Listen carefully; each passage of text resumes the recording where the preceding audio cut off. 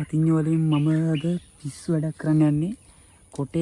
කොටයක් තියෙන අපේ දිරච්ච මුන් ඒක ඇතුළට රතිඤ්ඤ කරලත් දාලා පත්තු කරලා බලන්න දැන් මොකද්ද වෙන්නේ කියලා. ඉතින් ඔයාලත් ඉන්න මොකද්ද වෙන්නේ කියලා බලමු.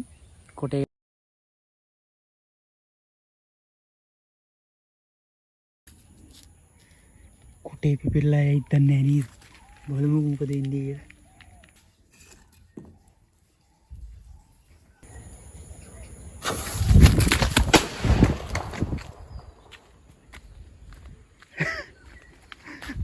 යකෝ පිපි.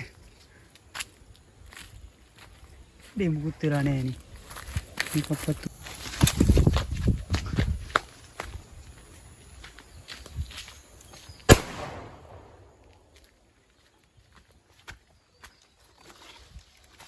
අයියේ මුකුත් වෙලා නැහැ නේ.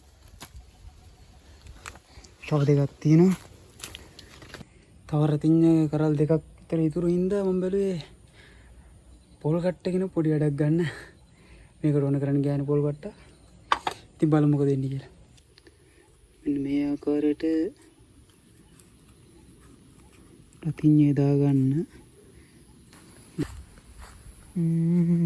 මේක මේක තොල්ටි වැල ටිකක් දාගත්තා නම් තවත් ආතර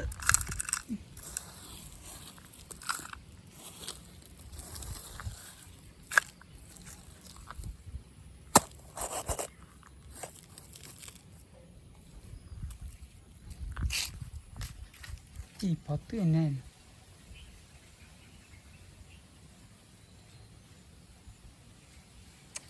අයියෝ උඩ මිනිහා කොපත් වෙනවා.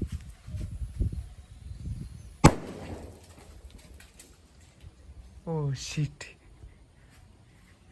අඩෝ ඒකේ කෑලිවත් නෑ හොයාගන්න. එන හැමෝටම ජයවා බයි බයි.